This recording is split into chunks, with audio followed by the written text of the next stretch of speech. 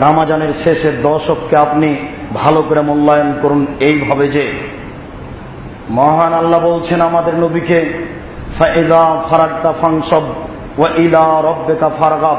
মুহাম্মদ, আপনি যখন দুনিয়াবি কাজ থেকে অবসর হবেন তখন আপনি কঠোর শ্রমে আত্মনিয়োগ করুন, আর আমাকে যা বলবেন তা বিনয়ের সাথে কাকুতি মিনতি করে বলুন। দুনিয়াবি কাজ যত কঠিন, ইবাদত তার চেয়ে অনেক অনেক অনেক বেশি কঠিন।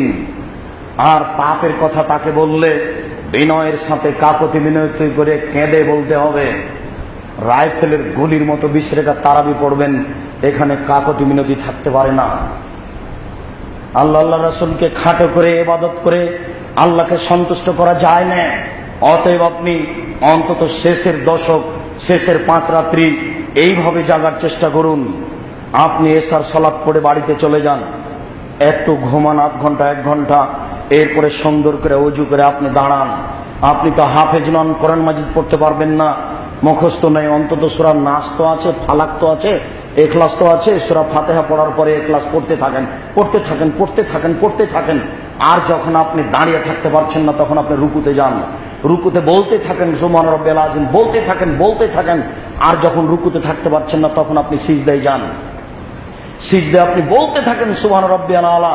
যত দোয়া হাদিসের মুখস্থ আছে সব আপনি সিজদায় বলতে থাকেন, আল্লাহুম্মা ইন্নাকা আফুউন তুহিব্বুল আফওয়া ফা'ফু আননি। যখন আর থাকতে পারছেন না তখন উঠে আসেন, আবার দোয়া পড়েন, 2 সিজদার মাঝে আবার চলে যান। এ হলো 1 রাকাত, এভাবে আর 1 রাকাত, এ হলো 2 রাকাত, এভাবে আর 2 রাকাত, এ হলো 4 রাকাত।